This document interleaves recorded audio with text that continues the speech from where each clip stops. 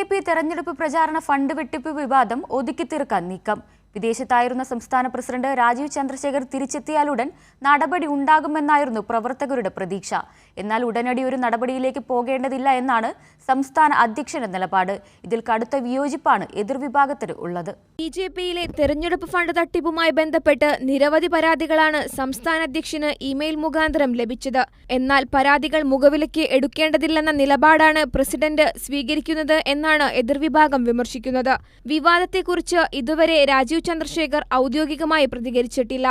Core committee വിളിക്കണമെന്ന ആവശ്യവും ഇതുവരെ പരിഗണിച്ചിട്ടില്ല. V Muraleedharan, K Surendran തുടങ്ങിയ മുൻ പ്രസിഡന്റുമാരെ അവഗണിക്കുകയാണ് രാജീവ് ചന്ദ്രശേഖർ എന്നും വിമർശനം ഉയരുന്നു. ആരോപണ വിധേയരായ ജനറൽ സെക്രട്ടറി എസ് സുരേഷ്, മറ്റൊരു general secretary Anoop Antony, vice president Shone George എന്നിവരെ മാത്രമാണ് മുഖവിലക്കെടുക്കുന്നത് എന്നതാണ് എതിർപക്ഷത്തിന്റെ പ്രധാന വിമർശനം. കോർ കമ്മിറ്റി വിളിച്ചാൽ ആരോപണ വിധേയരെ മാറ്റാനും പുനഃസംഘടന നടത്താനും ആവശ്യമുയരുമെന്ന ആശങ്കയെ തുടർന്നാണ് യോഗം അനിശ്ചിതമായി നീളുന്നത്.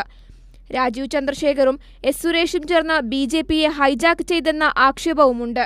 ബുധനാഴ്ച S Suresh, Anoop Antony, vice president Shone George എന്നിവരും രാജീവ് ചന്ദ്രശേഖറും മാത്രം യോഗം ചേർന്നിരുന്നു. തൃശൂർ ജില്ലാ കമ്മിറ്റി ഓഫീസിലെ മുൻ സെക്രട്ടറിയുടെ വെളിപ്പെടുത്തൽ ലക്ഷ്യം വെക്കുന്നത് സംസ്ഥാനത്തെ പ്രമുഖ BJP നേതാവിനെയാണെന്നും സൂചനയുണ്ട്. രാജീവ് ചന്ദ്രശേഖർ ടീമിന്റെ വിശ്വസ്തനായാണ് ഈ നേതാവിനെ BJPക്കാർ കരുതുന്നത്.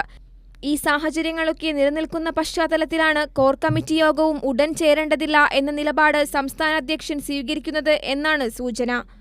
കൈരളി ന്യൂസ്, തിരുവനന്തപുരം.